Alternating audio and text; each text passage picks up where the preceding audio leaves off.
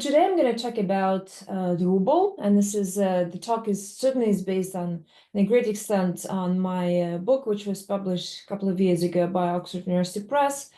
The book explores the political history of Russian currencies from mid-18th century until 1920s.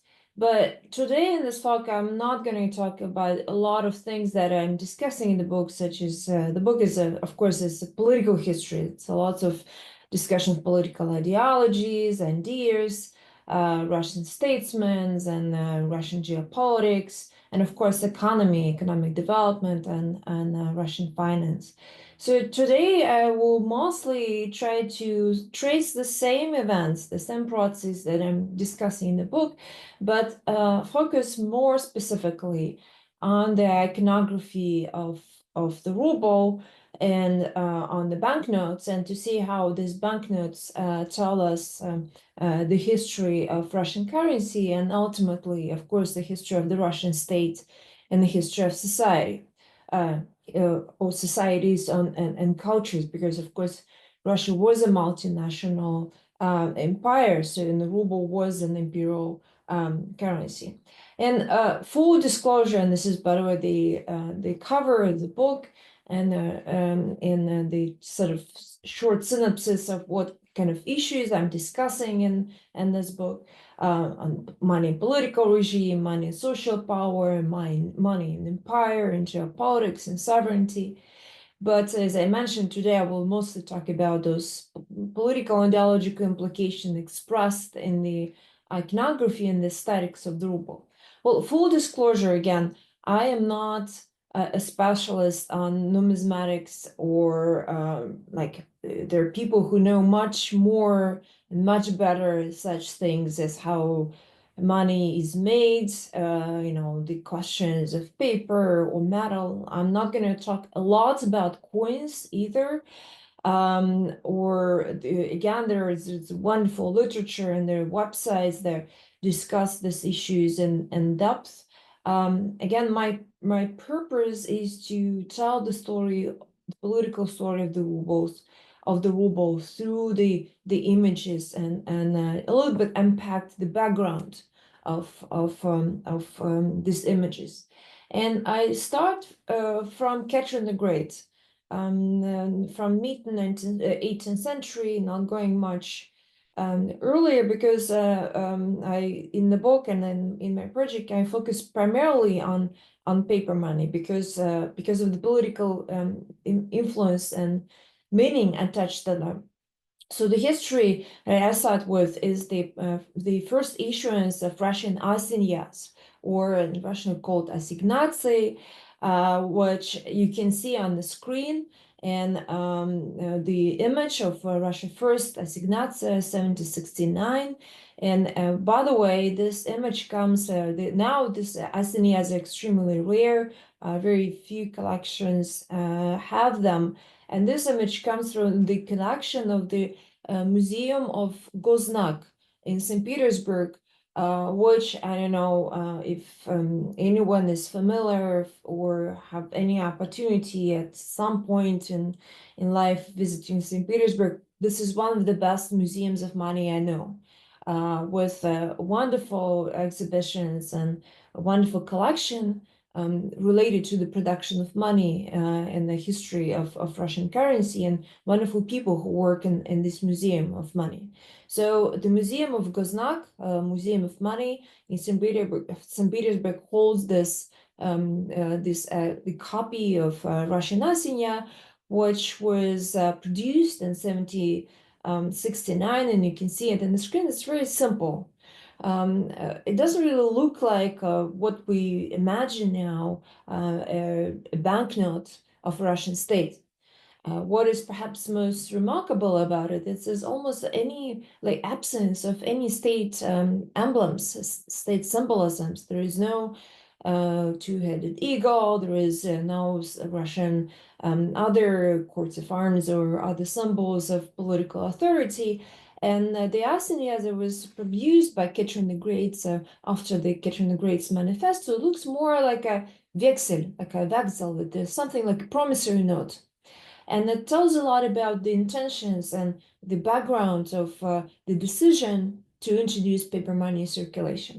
Just to circle back, why Ekaterina decided to do that and why it was done in this way. So there are two reasons. One is commercial, because by that time in Russia, there's of course, the currency system is based on, in a great extent, on copper coins that most population, 99% of population, used in everyday life. These are kopecks, and and you can also see it, one of this the copper coins on the screen, and there are also silver coins, and rarely also gold coins. So the all commerce is operating on this coin that are extremely heavy. They have some benefits of that, because the value of the coin was almost identical to the value of the metal that it was used to produce them. But at the same time, when you need to transport the 1,000 rubles, you need to take a horse and a cart. So it's just very clumsy, it's very inconvenient, and the Russia is becoming big, right? So the territory that Russians wants to cross getting bigger and bigger. So that's one reason. And economic, facilitating the commerce. And this is why on the Asinya, there are those almost indistinguishable sort of pressed, watermarked on the paper, marks on the paper that's contain, and you can't really see them, but they represent the symbols of trade. And there is a C, and there is an eagle, but it's not the symbol of the state, and other attributes of commercial. But of course, there is another reason for Russia starting, for Catherine the Great, starting producing the assignat, and this is the beginning of Russo-Turkish War. Russia is engaging, and this is the beginning of this imperial advancement, and at the beginning of the series of war, when economy is really orienting toward this producing and, of course, financing Russian bureau enterprises. And although assignats were initially not used as a means of borrowing from the state of the states borrowing from population, they came to be used in this way. So how originally the system operated? So the certain number of assignats was printed, and at the same time, Kitchen, in the manifesto that she said that this money, the paper money, is nothing else just but the representative, so like a placeholder, right? It's the replacement of the actual money. So assignat wasn't even seen as the money itself. It's just as something that take place of the real money. And indeed, by issuing 1,000,000, for instance, of rubles, at the same time, the government will put an equivalent amounts of coins in like a leather bag specifically designed for that, in the storages of the assignats bank that were established in St. Petersburg and Moscow. So the political idea behind that was Catherine guaranteed the value of this paper money by the value of coins. So this is very important, because again, how to make people, to convince people to take assignats, like paper costs nothing, whereas copper, you always melts and make something else out of it. How to convince people to take it and start using it. And the idea was that you can always come to the bank and exchange this piece of paper for the equivalent value of coins. This was exactly what was happening, that these banks, they were not banks as such. They're just exchanged offices where everyone could exchange the money. But at that point, the government sort of discovered this possibility of producing paper money without actually investing much, because again, production of paper money is quite cheap, and there's like Pandora box opened, and you know that Russia is constantly fighting and engaged in wars, and this from this very like early years, when people could, without any restriction, again, bring the piece of paper to the bank and receive copper coins. A couple of years later, or silver coins, only copper. The silver was already not available for the exchange. And gradually the government started printing more and more and more of these assignats, like destroying the balance between this and then the two matters, the paper and the coins.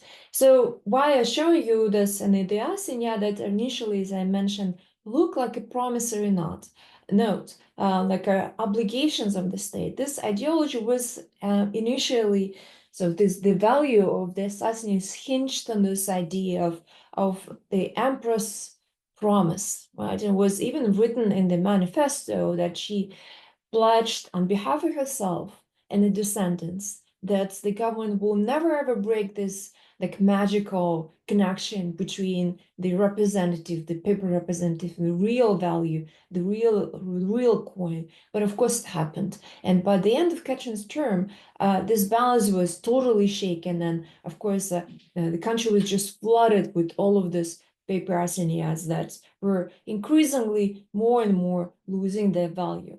And just show you again, since we're talking about the iconography, just some simplicity of the assignats, we can see that in the early 19th century, they're kind of preserved the same idea, the same format of assignat being a very just literally a vexel given on behalf of the state. And this is 1807, assignatse for 50 rubles, and it's still contains this promise. As you can see, if you read Russian, it says that anyone, a holder of this state assignat, can receive from the bank equivalent amount of like 50 rubles, ходячие монеты. That means that any coins, the copper or the silver. But frankly, that was not the practice, because again, by that time, 1807, Russia is very much involved already. This is Alexander I in anti-Napoleonic campaigns. Well, 1807 is already a truce with the Napoleonic France, but throughout all of this, Alexander's reigns, the value of paper money keeps decaying, falling more and more. And ultimately, at that time, an assignat ruble could be exchanged only for 25 kopecks. So all of the 75% of the value of the paper was gone, but the assignat was still keeping this empty promise, and of course, that resulted in certain discontent. And the idea that something just went wrong appeared already during Kitchen's reign. And I show you here is on the one side is like, this is what historians do. They go to the archive, and it was like, I took this photographs many years ago when I was in Nergada. This is the archive in Moscow of the Archive of Ancient Acts. And this reels are materials of the Assignat banks. And going through all of these rules, like every rule is several hundred slides of documents. I came across a project written by one of Ketchen's advisors, and it's a project of a charter to the Assignat Bank, in which the author criticizes the government for really shaking the balance of trust, right? Because the Assignat initially, they had this promise written on them that the government will never ever replace fully or shake the balance between the real money and the representative. And they also the project or the treaty, sort of this political project of the charter to the bank, it says that in fact money is not the state property. So this idea is wrong. Money, and those especially these coins that are kept in the storages of the banks, they belong to the people. And you can see that on the top of this page it says the defined this money is a общенародная государственная казна, like all people's money, all something that belongs to the people, and therefore they would follows from that how much money can how many banknotes can the state print? The conclusion is that the amount of money or the number of money in circulation should be matched or should match the amount of products that the national economy produces. So it's not the ideology behind it. It's not that the state can the state wages a war and can now print as much as it wants. No, that's is wrong, because again, it's not the state, it's the population. And this idea is very, very radical and very new. And the project was written in 1783. It was before even the French Revolution. So we can see here these ideas of popular sovereignty expressed in financial terms. So just to mention that this is a very, very essential idea of my book, and in general, what we can do, or what we see in studying the ruble, that ruble is always a political, money is a political institution. It's a reflection of relationship between the population and the state. And sometimes we think that, which thing reflects our relationship? Can be passport or maybe tax declaration, but essentially, everyone who has a cash in the pocket carries a little bit of this, material embodiment of relationship between the population. And this idea goes all the way back, at least in the Russian context, to the 18th century. And this arguments about what is money. Is it popular, like expression popular sovereignty, or expression of the state power? They were debated very actively in the early 19th century. And then you can see on the screen the portraits of two Russian statesmen. On one side is their opponents, their political enemies. One of them is Mikhail Speransky, another is Nikolai Karamzin. So Karamzin was on the side of this new conservative idea that forget about this balance, forget about the obligation of the state. The state never owes anything to its population. The state can do whatever it wants.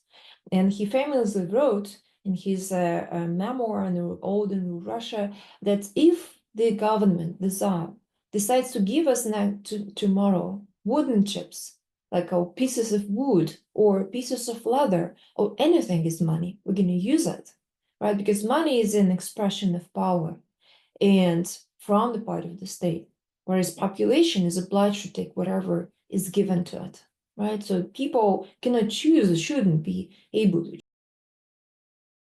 Who's a liberal thinker, right? And he drafts a project with constitutional reforms, and he says, no, this is wrong.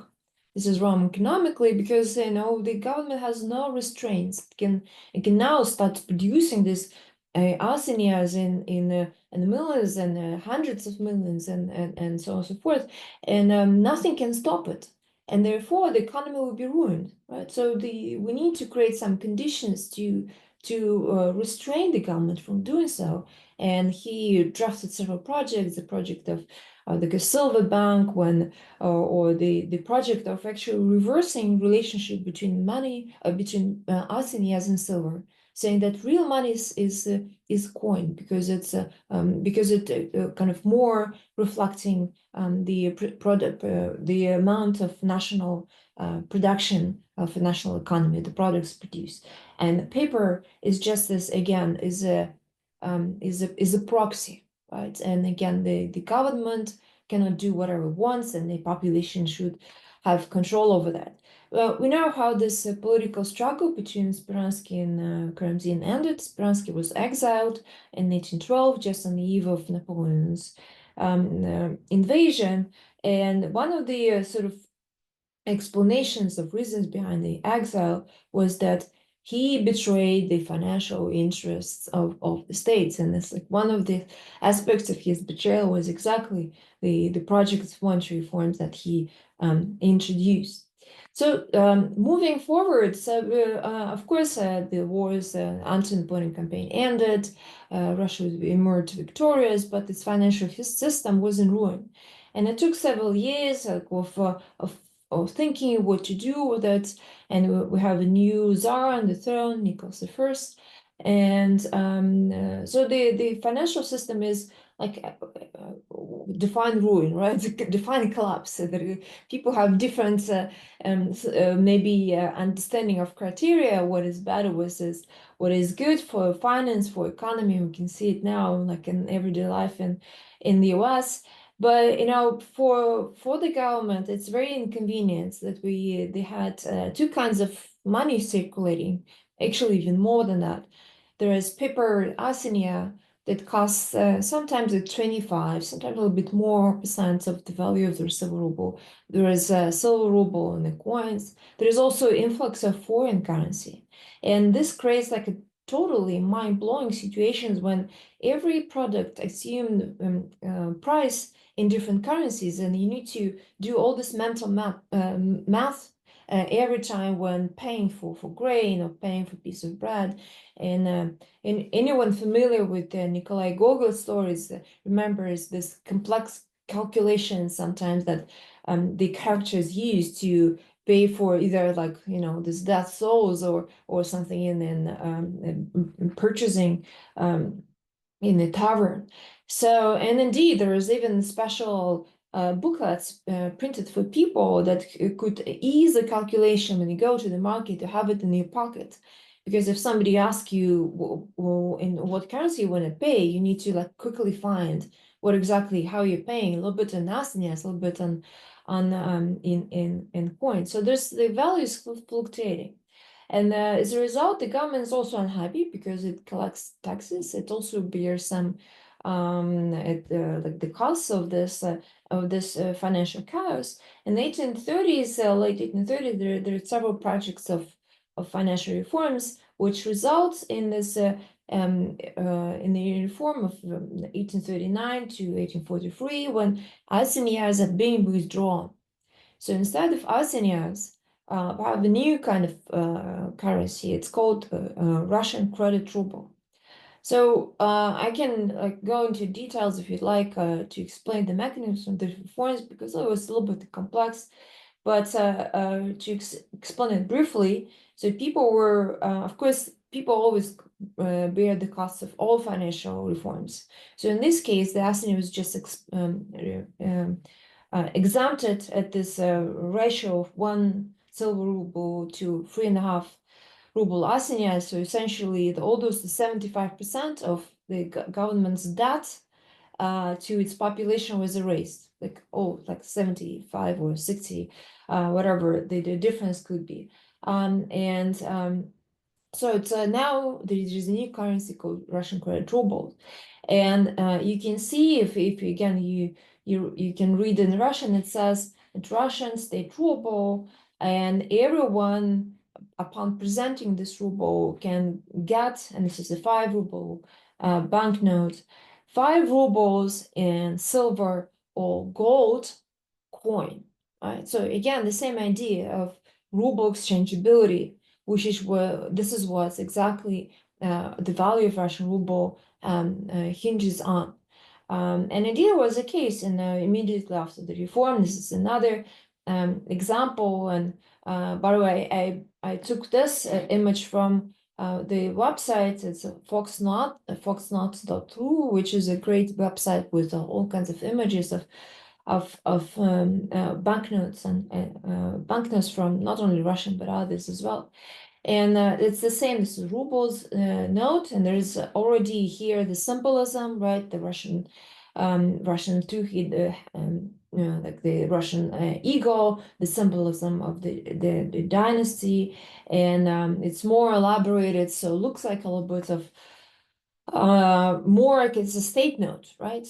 And this is the reverse side, and you can see like quite unusually for a country where the majority of population was illiterate, there is a promise excerpt from the manifesto and the issuing of the state ruble that repeats again and again that the state rubles are based on this, they're guaranteed by all wealth of the Russian state, and are also exchangeable to coins.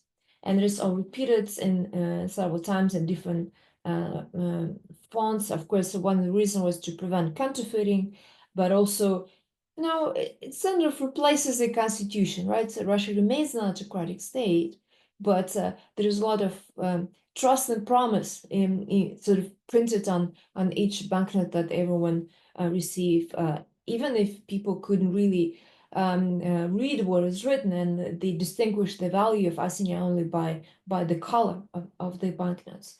And indeed, this what is happening in the background of this reform, that in this Peter and Paul fortress, the government built this new depot, so to say, or the storage rooms, into which they put again in these boxes and leather bags Russia's gold reserve.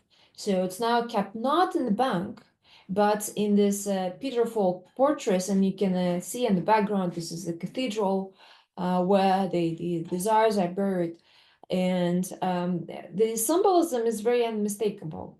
Well, the reasons for moving the gold reserve from banks to the center of the dynastical power is that the banks were actually abolished. So now the state is responsible for issuing money, for printing the rubles, also keeping the collateral for them. And this is a very ideological step because everywhere else, like in France there was a Bank of France, in England there was a Bank of England, in all these countries there was the banks that issued money, that they printed the emission monopoly belonged to the banks. Why? Because there's idea of separation of power. It cannot be the case that the same authority prints money and spends it, right? Because there will be an incentive to print more, to spend more, right? And this, it leads to consequence we can easily guess. Moreover, these banks were like Bank of England. They're private banks. They don't even belong to the state. The state had some relationship and control over of the policies of these banks, but nevertheless, official, there are private investors, and there was a public control of the activity of these banks.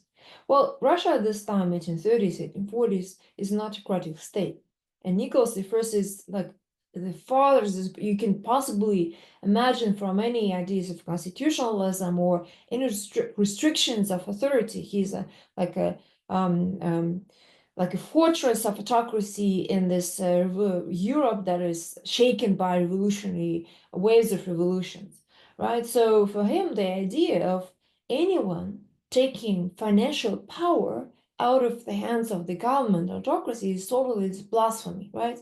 Totally unacceptable. So therefore, as a consequence, so there is no banks. There is no assigned banks. We don't need them. The asignaционный bank was abolished, and the reserve is placed next to the burial place of the monarchs, next to this the first the main Orthodox cathedral in the capital. So it's again these silver standards, like again the ruble, credit ruble, was kind of tied to the silver ruble, but the silver standard rests totally only on the government's authority. So it's a very autocratic standards. And what are the consequences of this? That for a while, indeed, the credit ruble was exchangeable, so you could indeed go to the exchange office and receive some coins. But then there was all happening until the First War. And the First War is the Crimean War, and there was also a Hungarian campaign in 1848. There was already some troubles. But the Crimean War, when the Crimean War started, this storage was standing almost empty. Like part of the funds was relocated to Moscow because it was like a fear that Russia can be attacked also from the West. But indeed, it was just empty when Alexander II, after his father's death, like wondered, so why we don't have anything in the storage? And the Minister of Finance had to explain, everything has been spent, Your Majesty. And indeed was the found there an archival collect in their archive a file, a document that was discussing, okay, so since it's empty, we can maybe do some of these renovations. They actually renovated the storage because there is nothing kept in there. They're like a very paradoxical situation, right? So this is of course, a trouble, very trouble in another period of troubles. The value of the ruble sort of again falling, and it's again inexchangeable, and it's also coincided with the period of the Great Reforms, when Russia wants to be seen as normal, as kind of free, liberal. It's open its borders for foreign travelers, and Russians can now go to Europe And when they carried the paper rubles, they couldn't actually. I mean, they could pay with the vexels, but the exchange rate was not good enough, right, for to pay for all those the goods and the entertainments in Europe. So there is this understanding that is spreading in society that the ruble needs to be repaired, and there was an attempt in 1862, 1863 to restore the exchange of rubles into gold, and Russia borrowed a huge sum of gold from the Rothschild Bank. But due to some mistakes in the organization of this operation, and also the Polish rebellion that happened this time, they spent almost all of this gold and didn't restore the circulation. So it's just a very, very bad, they call it catastrophe of 1863. Anyhow, so now we have the ruble, which is, again, couldn't be exchanged. Well, just a little bit before going further chronologically, I wanted to mention one thing which is very important, that ruble, especially in the 1830s, but it's throughout all of this time, imperial time, was not the only currency that circulated in the Russian Empire. There are all kinds of other currencies existing in the borderlands, ranging from the marks that were printed on pieces of parchment paper for the Russian or Russian American company in Alaska. And you can see one of the examples on the screen. I mean, there is a stamp of the Russian American company. So there is nothing that resembles the ruble, but ideologically, the markers also kind of were very much tied to the ideology of the state, and I can elaborate later. Or this example, this is perhaps one of the most telling and crucial stories of Russian imperial currencies. This is a Polish zloty. In 1815, the Kingdom of Poland becomes an autonomous part of the Russian Empire. And in the benevolent, well, not so benevolent, because the Vienna Congress forced the Russian Tsar to preserve the constitutional autonomy of Poland. But the other sort of aspects of that Poland was also able to have its own money, and there was a Polish zloty. And Poland was in this first decades after being incorporated in the Russian Empire, there was kind of a moment of takeoff of economic development, and there was also a very smart organization of finance, which was independent from the Russian state. For instance, in Poland, there was a Bank of Poland created in 1826, was run very wisely, and the bank was actually exchangeable. And also there's Polish coins, the zloty, which were and there was the standards on which zloty appeared was tied to Europe, not the Russian standard. But then the revolution in Poland happens, 1830, and the revolutionary government prints its own, like coins its own coin, and the revolution is suppressed, the rebellion is suppressed, and Nicholas is outraged. So what's going on, right? And the constitution is taken away. They didn't take away at this point the currency because it's financially was not only unfeasible. Even Paskievich was one of the most repressive imperial administrator. He said, this is not what we're doing, because economically it will bring more ruin to everyone. It would not have any good consequences. But ideologically, the government starts shifting the sort of the imagery, changing the imagery, and also ideology of money in Poland. What is happening that first they start coining the money with two inscriptions. So instead of just one zloty, now we have both inscriptions in two bilingual coins, both in Russian and in Polish. And then the next step would be to reverse, like change denomination, and they issued a series of coins with the portrait of Nicholas I and his family. So like, trying to raise the memory sort of the presence of this political and financial independence. In 1863, another rebellion in Poland, another revolution in Poland, and after that, both these all elements of political autonomy of Poland is taken away, and as well as a zloty. Zloty just ceased to exist. 1876, even the Polish bank was closed. The Bank Polski was closed. So it's a very, very political story, right? And this is the Russian reforms that were going on in Russia couldn't be separated from this this story either. Okay, turning back to the 1860s, and again, you can see this the banknotes never existed. And if you're interested, there is a wonderful album produced by the Museum of Money, Музей Газнака, and it's called "Деньги, которых не было." The money never existed. And this is the album of all kinds of the projected banknotes that were never issued in circulation. And I think that this is the best, perhaps the most interesting example. And you can see it's 1860, so before the Polish Rebellion, which is very important.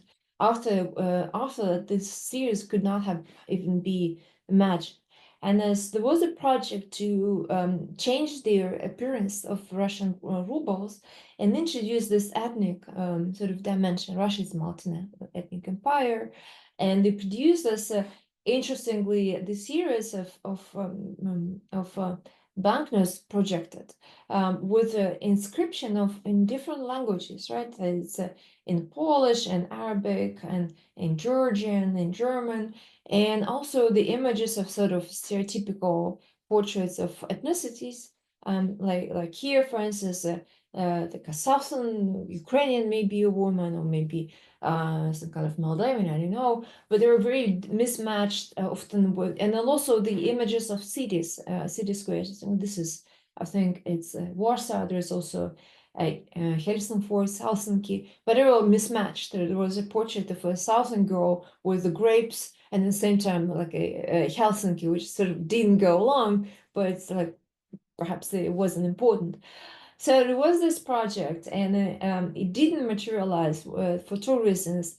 One reason is the production of this banknote was commissioned to American Banknote Company in New York, one of the largest enterprise that actually produced money for countries all over the world, not only Russia but also Brazil and like you name it, like many. And this was a private company,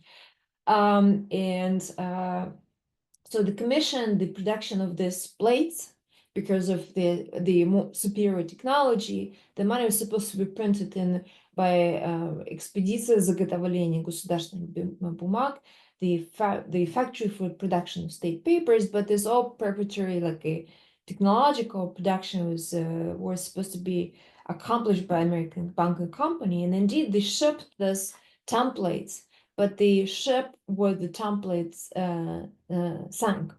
So everything was in the bottom of the sea.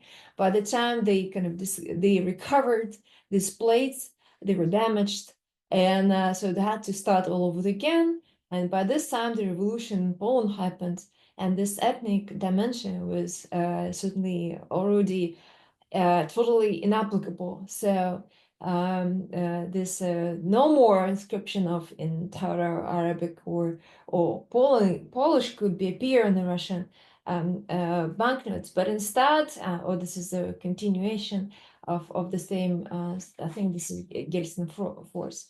But instead, what they did is they issues this. They changed the design entirely, which is perhaps better than the previous, like artistically.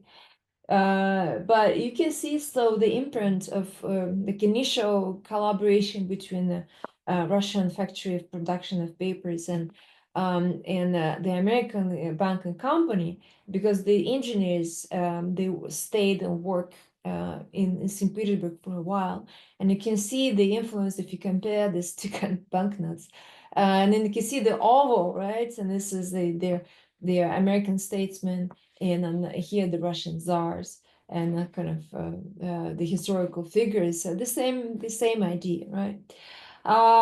Or here as well. Another interesting thing about this iconography and ideology that this 1860s Russian ruble you cannot exchange for anything. You cannot exchange for any points. But they couldn't drop this formulation because it goes all the way back to Ekaterina's promise.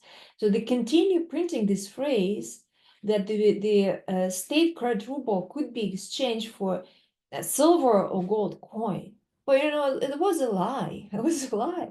It couldn't be done. And by that time they already created the state bank, and they reversed this production of the issuance of money to the state bank. But the first president of the governor of the state bank, who was a banker who understands something about reputation, and he said, I'm not signing it. It's just lie, right? I cannot do that. So instead, it was this deputy director of the state bank, Evgeny Lomansky, who signed the first banknotes. And he later became the director of the bank. But it's like a evidence of fraud. It was fraud, right? You promise something, you didn't do that, and you kind of keep promising it no matter what. And right, so in this 1870s, I'm just very briefly, since I'm running out of time, we do see some kind of we can see how the iconography of money continue to reflect the aspiration of the government. So ruble is inconvertible, but there is an idea. So one day we'll do it again, and the Ministry of Finance starts saving money, and they have this fantasy, that our idea that at one time, one moment, Russian ruble would be as good as the banknote of the Bank of Poland, of England. And this is, you can see, in 1876. This series didn't exist for a long time. This is again Lomansky, who is now director of the bank, and he stands behind this ideology very firmly. And this, for a short period of time, this 25 rubles look exactly as the banknotes of the Bank of Ruble, of Bank of England, right? So it reflects the aspirations, what we want to be and what we are not. I mean, there are a lot of efforts put into that, but then there is another, it was Turkish war, right? And again, the storages with silver gold stand empty. And another example of how ideology influences that after the Russo-Turkish War, especially after 1991, there's such a sharp turn toward nationalism, and instead of all of this cosmopolitan, like a visualization of ideology, we can see this pseudo Byzantine architectural style, and this pre-Patron font used in the production of this new design of the banknote of 1887, this quintessential nationalist money, right? So it's very interesting. So very briefly, because again, I'm running out of time, another major reform is 1897, is when Sergei Vita is now Minister of Finance, and he decides to finally maybe realize this idea of normalizing Russian currency once and for all. But this time, silver has lost value. It's nobody wants silver. Nobody uses silver in Europe, in the West. In the East, silver is still very, very valuable. But Russia wants to be a normal country, to be admitted to the club of normal nations, and Russia Vita starts preparation for the reform for putting in the ruble in the gold standard. It means accumulating a huge amount of gold, right? So the amount of gold will equal the amount of paper in circulation, and he conducts these reforms in a very specific way, in a way that again did not give any banks or public any opportunity to exert any control over financial activity of the state. So the Russian gold standard was a very, very autocratic standard. At the same time, again, it explains Russia has no parliament, there is no constitution, and the money is expressed this autocratic ideology very well. And so this is just a page from the State Bank edition. That's how they represented this ratio of the ruble, credit rubles. You see how little gold Russia had in 1861, how much paper, and how it's changing the ratio. And Russia at one point, 1910, it had more gold than it had paper. And I know, interestingly, the government saw it as this highest achievement, which in fact wasn't an achievement at all. And this is the law of popularizing this photographs with the gold reserve of the state banks, with all this again the ingots and the coins of gold, and they printed in newspapers all of this images. And the reason why, because if you compare the same ratio in England, in France, nobody had that much, because the credibility of paper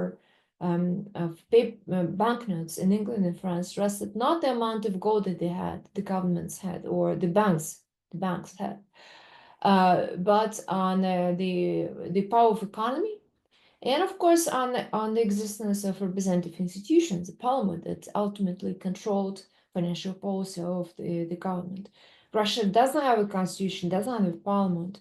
Therefore, all this amount of gold was supposed to compensate for the lack of these institutions, for the lack of independent bank, because the bank is a part of the government, belongs to the state and is run by the Ministry of Finance.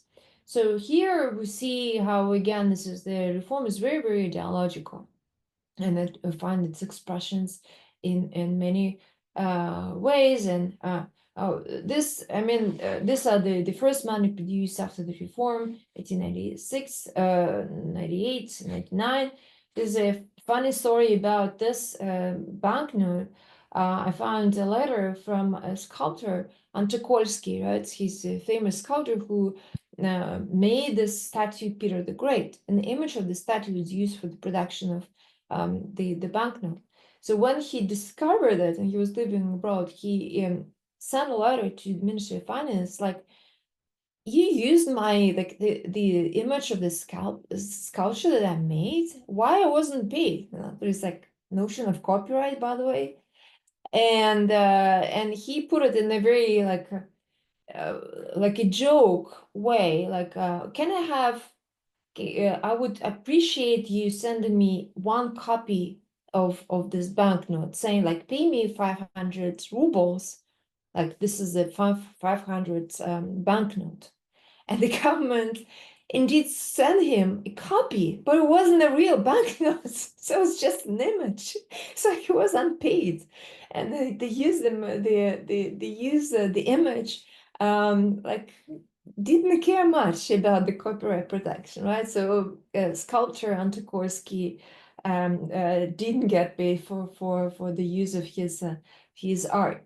Anyhow, there's a lot of I don't know if I probably don't have time to talk about the troubles, and they're just going back to this the Russia's gold. Of course, it didn't really always help. In 1905, the revolution, there was the Japanese War. Russia almost slipped from the gold standard. That means that it almost there was a run on banks. People were demanding exchange of rubles for the gold coins, and at some point the government had to almost stop it. But if it had happened, it would have been a catastrophe. Why? Because again, all credibility of Russian financial system was hinged on that, right? On how much gold we have, and that we can exchange it. And the credibility is important because Russia is borrowing massively in Europe, and it's a vicious circle.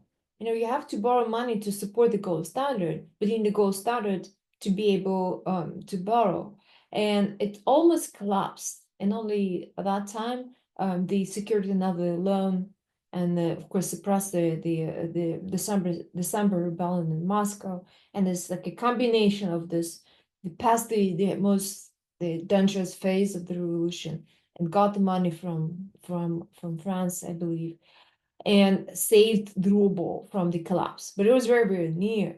But it's just, and I show you again the use of these photographs of Russian gold printed all over the place in all newspapers, just to show, like, look how much gold we have. We're just going fine. And of course, they couldn't fool like a British journalist or other journalists who were writing. Of course, you show us all this gold, but who does belong to?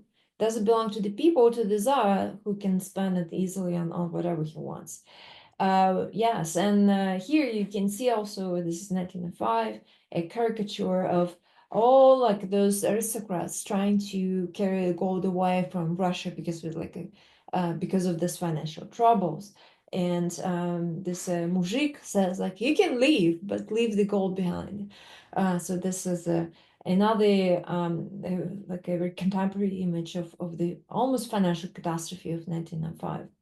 Um, uh, like maybe a couple of more slides just to show you, like Russia still contains a lot of non-Russian money in circulation, and one of the important feature of this was the existence of Finnish marka, which was allowed to exist just at the same time when Polish zloty was abolished. And interestingly, it always puts the existence of these currencies, puts the story of Russian rubles in perspective. Because ruble remained unconvertible until 1897, whereas Russia or Finnish mark switched to gold in 1876, right? Like 20 years before the ruble. And it was a Bank of Finland, and it was totally oriented toward Europe. And with the rise of nationalism in Russia was, of course, like, we have to put it back on the ruble circulation, and because all these Finns are ungrateful and they're all disloyal. But until the very end, they entertained different projects of ending the Finnish market, didn't succeed, as they didn't really succeed in eliminating all other regional currencies in the south. And I'm not only speaking here about Bahara or Hiva, but also even the which were under protectorate, but even in Turkestan, in the Caucasus, there are all other kind of local, regional, and foreign currencies continue to circulate.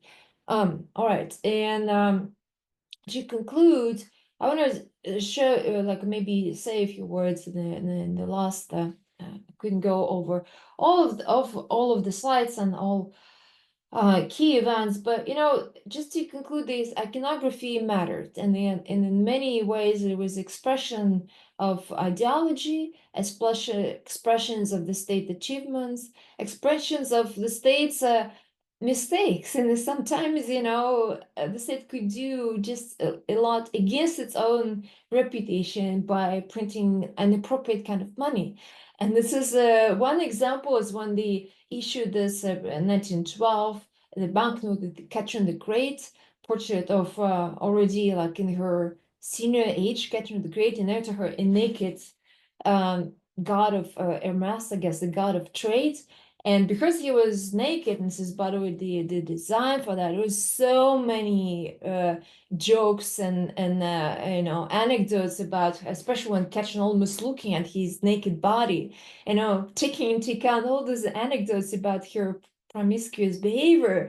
It just, it was just a gift to everyone who wanted to make fun of Russian currency. It wasn't the only bad decision. Another one was good made during World War One, when the guy was running out of just coins, and they started to make to issue in circulation instead of coins this stamps. And it was such a silly decision. Why was it silly? Because for first time they issued stamps with the image of Nicholas II, and people were complaining like you're buying herring on the market. Like a trade woman will put her dirty fingers on the face of the czar because they are very small, and of course it would be soiled, and of course they didn't like it, and all these stamps were flying around, and they were called flying money instead of this running money, right?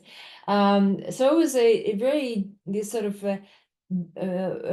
reputational loss. And another reputational loss, that's something that you sometimes hardly couldn't predict. In Russia, stamp is marka, and mark is a German currency, right? And there's lots of, during World War One against Germany, there's all kinds of rumors that they're enemies, they're Germans who are sitting in this factory that makes money. This is them who are ruining Russian economy, because this is how they're making marks to circulate instead of the Russian ruble. Again, just to sum up, what I was trying to show is how this paper, like pieces of paper, carried a lot of weight and a lot of political importance and ideological importance. And again, the mistakes made not only in financial policy, but also in the policy of production money could cost a lot to the Russian state and its reputation and its relationship with society and its people. All right, I will conclude. So, the first question I'm going to ask you, do you agree that to a certain extent, the Russian monetary policy was a competition with the West? And were there any elements, major elements of Russian monetary policy that were directly adopted from Europe or the United States? Well, of course, many ideologies are coming from Europe, and um, Europe to a great extent, less so from the US, although the US also played a role. Just to start with the European influence, it was not just Europe as such, because there are different Europes and different models that they could use, and at different periods of time, these ideologies were coming from outside. I started from this like explaining the opposition between Spiransky and Karamzin.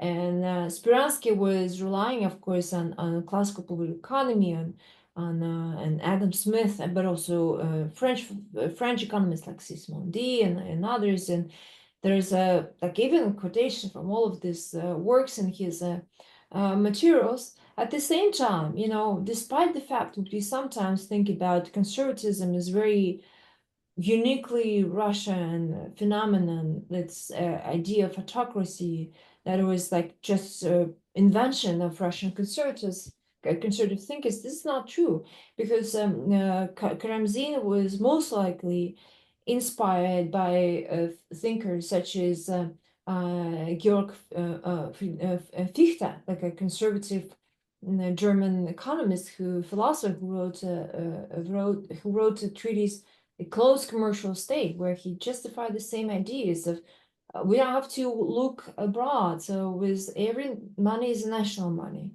It doesn't have to be exchangeable, convertible.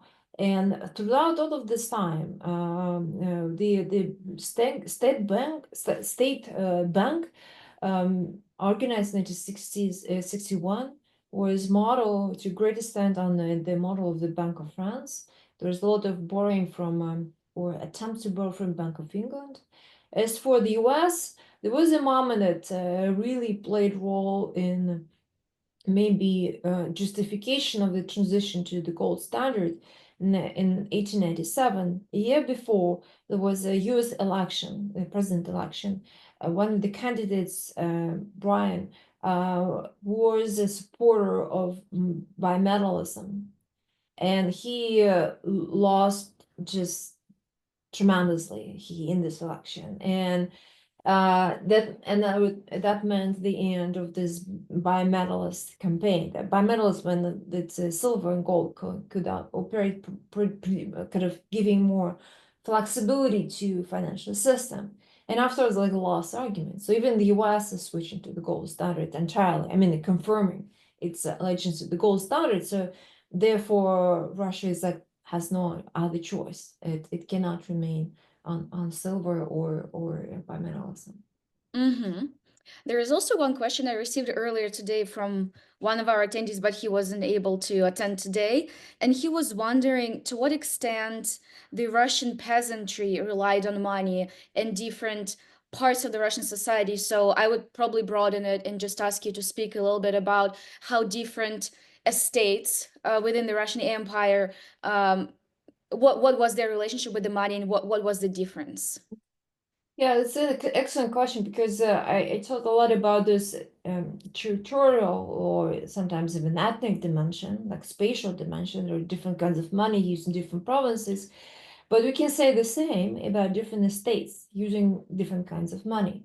And this is no, there was peasant money, there was the money of the nobility, because it is most likely that most of the population will never encounter in their life a banknote of like 50 rubles, right? Or 25 even, mostly relying on coins. So there was a kind of, from the very beginning, this separation between the world of coins, where the tax is collected in copper coins, and everything, and like a significant part of economy running on exchange and barter, right? So especially before the abolition of serfdom was really like a natural economy, naturalized economy, natural economy, self-sufficient, not market-oriented. After 61, after the abolition of serfdom, of course, there is more money in the countryside. But then the interesting thing happens with the gold reform when Vita had this obsession that every peasant should use gold coins. And it resulted, instead of this, and by that time they were already, the population got used to paper money, because the lower classes would use, or workers and peasants would use banknotes of 1, 3 and 5 rubles, right? Because there was like different prices already, and the 1 ruble banknote is very popular. And Vita ordered to exempt all of this paper below, I believe, 10 rubles, or 10 rubles, making everyone use like this червонец, the gold coins instead. And people were so upset. There were like lots of petition I read in the archives, like, we how can I'm gonna go like a trader who goes countrysides buying some maybe grain or something else from peasants, or maybe eggs. How can I carry around these gold coins? They're heavy. Why are we going back to this medieval or pre-Catherine's economy? But it was an ideology, right? It was an ideology that Vita believes that Russia would not switch to gold unless everybody uses gold. So there was essentially this model was reversed. That's the population that they were, at the same time they printed credit rubles of high denomination, like 500, 1,000 rubles later. So the wealthy will use those big banknotes, and the poor were supposed to use gold, right? So this is like a weird situation. But it was this, of course, the social dimension is very important. Who used what kind of money at what point? And there was also a problem of always a lack of exchange. Russia was always running low on this exchange money. So yeah, it's a whole different dimension of this story. Mm-hmm. Yeah, I was also quite startled by that slide with Dmitry Donskoy.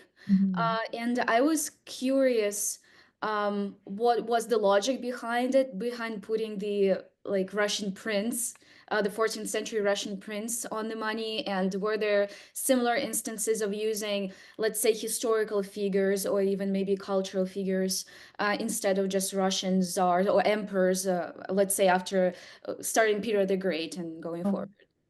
Yeah, so the principle was until this Nicholas II, that the not to use on paper money the images of a living or ruling czar.